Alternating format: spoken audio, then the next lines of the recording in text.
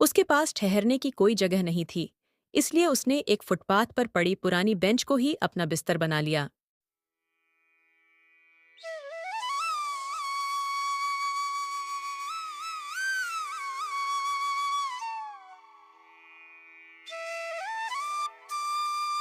शांतपुर नामक एक छोटे से गांव में विजय नाम का एक सीधा साधा और ईमानदार किसान अपनी पत्नी सुमित्रा के साथ रहता था। विजय का जीवन कठिनाइयों से भरा था। वह दिन रात मेहनत करता, फिर भी उसकी गरीबी खत्म होने का नाम नहीं लेती थी। गांव में खेती ही आजीविका का मुख्य साधन था, लेकिन विजय के पास अपनी जमीन नहीं थी। वह कभी जमींदार रघुनाथ के खेतों में मजदूरी करता, तो कभी किसी सेठ के यहाँ दिन भर मेहनत करता ताकि 2 वक्त की रोटी का इंतजाम हो सके। उसकी पत्नी सुमित्रा भी घर के छोटे मोटे कामों में उसकी मदद करती, लेकिन फिर भी उनकी हालत बद से बदतर होती जा रही थी।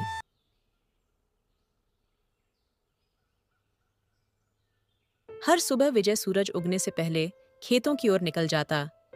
गर्मी हो या ठंड, बारिश हो या तेज धूप, उसे हर हाल में काम करना पड़ता। खेतों में दिन भर मिट्टी जोतना, फावड़ा चलाना और अनाज की फसल काटने का काम बेहद कठिन था।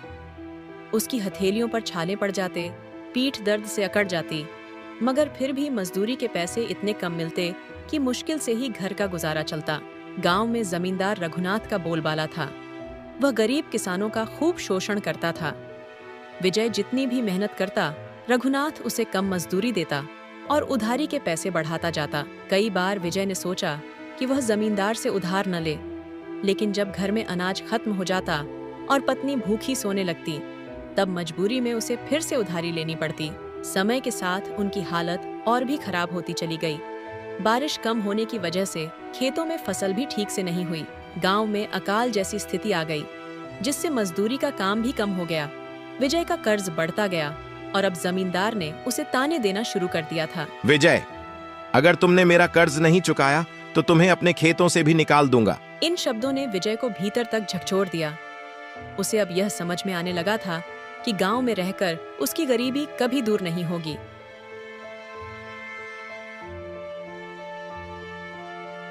रात को जब वह घर लौटा तो उसकी पत्नी सुमित्रा ने देखा कि वह बहुत उदास था।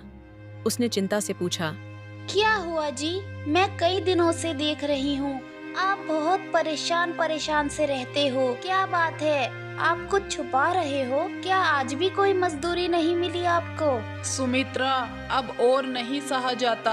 मैं दिन रात मेहनत करता हूँ, फिर भी हमारी गरीबी कम होने का नाम नहीं ले रही। हमें 2 वक्त की रोटी के लिए भी संघर्ष करना पड़ता है। जमींदार का कर्ज भी बढ़ता जा रहा है। अजी, तो अब हम क्या करेंगे?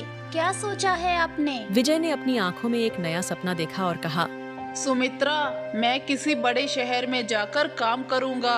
वहाँ मेहनत का अच्छा पैसा मिलेगा और कुछ सालों में हमारी गरीबी दूर हो जाएगी। नहीं जी, मैं तुम्हें कहीं नहीं जाने दूंगी। हमें जितना भी कम मिलता है, भगवान हमें जितना भी दे रहा है, हम उसमें खुश हैं। हम उसमें गुजारा कर लेंगे जी। तुम्हारे बिना ये घर सूना पड़ जाएगा। मैं आपको कहीं भी नहीं जाने दूंगी। लेकिन विजय अपने फैसले पर अडिग था। उसने सुमित्रा को समझाया, सुमित्रा, समझो, अगर मैं गांव में ही रह गया तो हमेशा गरीबी में ही जीना पड़ेगा। मैं चाहता हूँ कि हम एक अच्छा जीवन जिए, जहाँ भूख, कर्ज और जिल्लत ना हो।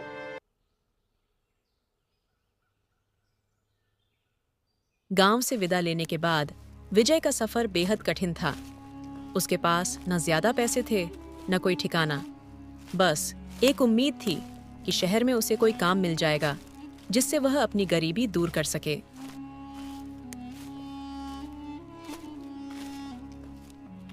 गांव से चलते चलते उसे कई घंटे हो गए। दिन भर का सफर तय करने के बाद जब वह शहर पहुंचा तो चारों तरफ ऊंची ऊंची इमारतें और भीड़ भाड़ दिखी। यहाँ सब लोग जल्दी में थे, किसी को किसी की परवाह नहीं थी। विजय की आंखों में अनिश्चितता थी। वह सोच रहा था कि क्या यह जगह उसके सपनों को साकार कर पाएगी या नहीं। शाम होते ही उसे भूख लगने लगी। उसने अपनी पोटली से एक रोटी निकाली और चुपचाप सड़क के किनारे बैठकर खाने लगा। वहां से गुजरते हुए कुछ लोग उसे अजीब नजरों से देख रहे थे, लेकिन किसी ने उससे कुछ नहीं कहा।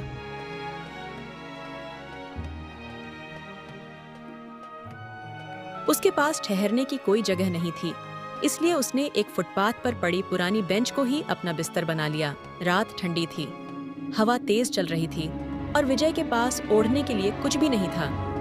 उसने अपनी फटी हुई चादर से खुद को ढकने की कोशिश की, लेकिन ठंड की वजह से उसका शरीर कांपने लगा। आसपास कुछ और मजदूर भी फुटपाथ पर सोए हुए थे, जो शायद उसकी ही तरह गांव से आए थे, लेकिन उनकी आंखों में भी वही संघर्ष, वही दर्द था जो विजय महसूस कर रहा था।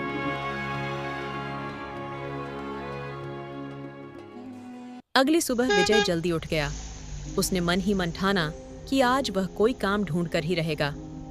वह कई दुकानों और फैक्ट्रियों के दरवाजे खटखटाता रहा। साहब, मुझे काम चाहिए। मैं बहुत मेहनती हूँ, कोई भी काम कर सकता हूँ। आपको कोई भी शिकायत का मौका नहीं दूंगा साहब। लेकिन हर जगह से उसे एक ही जवाब मिला।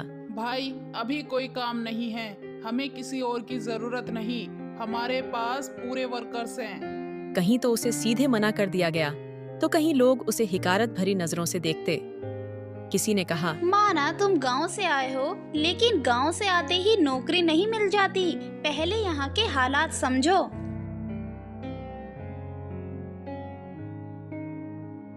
विजय के पास अब ज्यादा पैसे नहीं बचे थे। भूख के कारण उसके हाथ पैर कांपने लगे थे, लेकिन फिर भी वह हिम्मत नहीं हारा। तभी उसने देखा एक बुजुर्ग महिला भारी मटके उठाकर घर ले जाने की कोशिश कर रही थी। विजय ने अपनी कमजोरी को नजरअंदाज किया और तुरंत आगे बढ़कर पूछा, माई, क्या मैं तुम्हारी मदद कर दूं? बुजुर्ग महिला ने थकी हुई आंखों से उसे देखा और कहा, हाँ बेटा, अगर उठा सकता है तो इस मटके को मेरे घर तक पहुंचा दे बेटा। भगवान तेरा भला करेगा मेरे बच्चे।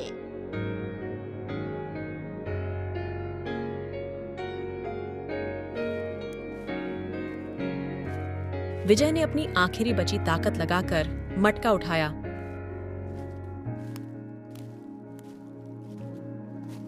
और उनके घर तक ले गया। महिला ने कृतज्ञता से उसकी ओर देखा और अंदर से एक रोटी और थोड़ा गुड़ लाकर उसे दिया। बेटा, तुझे देखकर तो ऐसा लगता है कि तू मानो कितने दिनों से भूखा है। ये ले, तू पहले कुछ खा ले बेटा। तूने इस बुढ़िया की मदद की है बेटा। भगवान तेरा भला करेगा। विजय की आंखों में आंसू आ गए। भूख से कमजोर हो चुके शरीर को जैसे नई ऊर्जा मिल गई।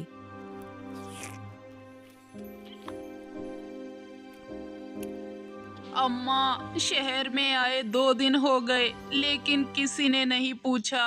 अम्मा, एक तुम हो जिसने इस गरीब की मदद की। आपने सही समझा अम्मा। मैं 2 दिन से भूखा हूँ, ना काम मिला, ना कुछ खाया। गांव से काम की तलाश में आया था, लेकिन अब तक कोई भी काम नहीं मिला। आपका बहुत बहुत धन्यवाद अम्मा, जो तुमने इस गरीब की पेट की भूख को समझा। वरना यहाँ तो ऐसा लग रहा था कि जैसे कोई पूछने वाला ही नहीं है अम्मा। बेटा, ये तो तू बिल्कुल ठीक कह रहा है। यहाँ कोई किसी को नहीं पूछता। यहाँ तो सब अपनी ही दुनिया में लगे हैं। बेटा, तू परेशान ना हो, भगवान पर भरोसा रख। तुझे जल्दी ही कोई अच्छा काम मिल जाएगा बेटा। उसने मन में सोचा, जब तक हम किसी की मदद कर सकते हैं तब तक हम हारते नहीं हैं। अब विजय को यकीन था कि अगर वह अपनी मेहनत और ईमानदारी से आगे बढ़ता रहेगा तो एक दिन उसका संघर्ष जरूर खत्म होगा।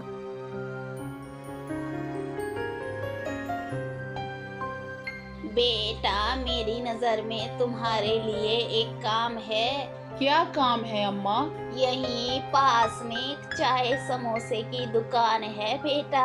वहाँ एक मेहनती व्यक्ति की जरूरत है बेटा। क्या तुम कर पाओगे? हाँ हाँ अम्मा, 2 दिन से इस शहर में काम को लेकर भटक रहा हूँ। मैं सब काम करने को तैयार हूँ। अम्मा, आप नहीं जानती आपने मेरी कितनी बड़ी परेशानी को हल किया है। बेटा, मैंने तो कुछ भी नहीं किया। ये तो भगवान की मर्जी थी। बेटा, कल सुबह तुम मेरी बताई दुकान पर पहुंच जाना। ठीक है अम्मा, आपका बहुत बहुत धन्यवाद। अगली सुबह विजय अम्मा की बताई गई दुकान पर जाता है। भाई, मैं यहाँ काम की तलाश में आया हूँ। सुना है आपको एक सहायक की जरूरत है। हाँ, हमें एक व्यक्ति की जरूरत है जो दुकान के छोटे मोटे काम कर दे। ठीक है मालिक, मैं पूरी मेहनत करूँगा और आपको कोई शिकायत का मौका नहीं दूंगा मालिक। विजय काम में लग जाता है। विजय बहुत खुश था। उसे अब उम्मीद की नई किरण दिखने लगी थी।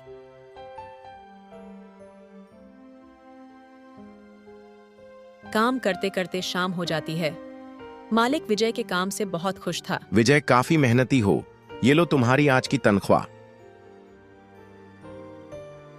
विजय ने आज दिन में 200 रुपया कमाए थे। बहुत खुश था और मन में सोच रहा था, भगवान, आपका बहुत बहुत धन्यवाद। आपकी कृपा से आज मुझे काम मिल चुका है। अब मैं गोपाल दास का कर्ज भी चुका दूंगा और अपनी गरीबी को भी दूर करूंगा। दिन बीत गए और विजय दिन पर दिन तरक्की करता गया। 1 महीना तो ऐसा ही बीत गया और एक दिन विजय पैसों को लेकर गोपाल दास के पास गया। ये लो सेठ, तुम्हारे कर्ज के पैसे। हिसाब पूरा हुआ। हाँ हाँ ठीक है, हिसाब पूरा हुआ। विजय सुमित्रा के पास जाता है। सुमित्रा उसे देखकर बहुत खुश हो जाती है। विजय सुमित्रा को सब कुछ बताता है कि कैसे अम्मा ने उसकी मदद की और उसकी नौकरी लग गई। अजी, मैं बहुत खुश हूँ आपकी तरक्की से। अब हमारा जीवन बिल्कुल अच्छा हो जाएगा जी। विजय गांव से शहर एक नई उम्मीद लेकर आया था, लेकिन शुरुआत बहुत मुश्किल थी। लेकिन उसकी किस्मत में तब करवट ली जब उसने एक बुजुर्ग महिला की मदद की और देखते ही देखते कुछ ही सालों में दुकान के मालिक ने विजय को अपनी दुकान का भागीदार बना लिया। अब विजय सिर्फ एक मजदूर नहीं बल्कि एक सफल व्यवसायी था। विजय ने यह साबित कर दिया कि सच्चे मन और ईमानदारी से की गई मेहनत कभी भी बेकार नहीं जाती। दोस्तों, ये कहानी आपको कैसी लगी? कमेंट में ज़रूर बताना।